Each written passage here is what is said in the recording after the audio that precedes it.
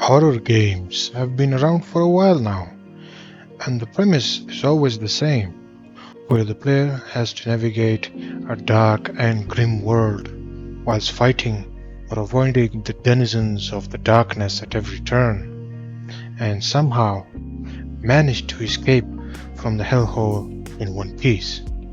Carrion does what most of its contemporaries don't, which is to show you the other, darker side of the coin, where you are the hunter lying in wait, stalking your next meal. It's a breath of fresh air in a mostly stale gaming genre, so without further ado, let's talk about it. This is a Metroidvania styled side scroller developed by Phobia Game Studios and published by Devolver Digital. Doing a quick Google search on this game gives a very interesting detail. This game is termed as a reverse horror game.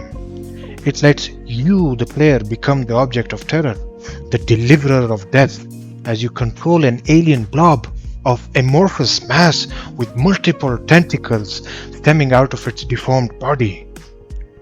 The movement is quite unnerving and eerily natural as you slither across in search of your next meal and going on a rampage, killing and terrorizing humans you come across in brutally creative ways.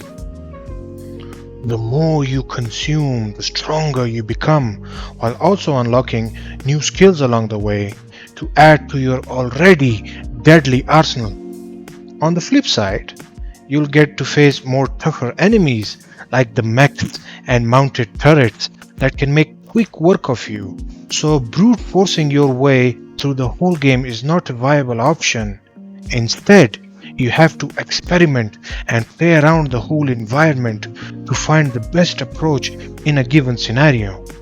And when all the pieces come together, it really is a satisfying experience. Graphics are not what defines this game, but the pixelated horror is delivered well, and it doesn't hold back on the core one bit. The controls are minimal yet very fluid, especially on the mouse. Gameplay is fast-paced and exciting, with clever puzzle solving and traversal.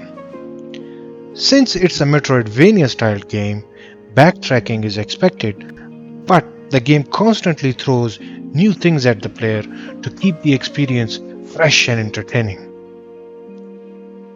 Some gameplay mechanics are tied to each other in a very unique way. Let me explain how. So the health bar on top of the screen shows the current HP, which is obvious, but it also dictates which abilities the player will be able to use.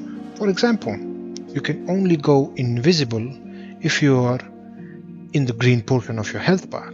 Similarly, if you're in the orange section of your health bar, you can use the dash ability.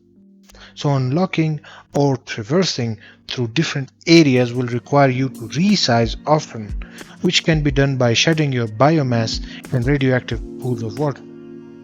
It is a very cool feature and it gives the game some depth and complexity. I played this game on the PC and it came in at a measly few hundred megabytes. But don't let that size fool you, as this game will clock in at a respectable 5 to 6 hours on your first playthrough, with a ton of replayability afterwards. It is a well-rounded experience that will leave you coming back for more. If you have an Xbox Game Pass, then you can check this game out right now. And if you find this video to be helpful at all, then do give it a thumbs up and subscribe to keep up with future videos. Also, follow me on Twitch, the link to which will be given in the description below. See you in the next video, gamers. Godspeed.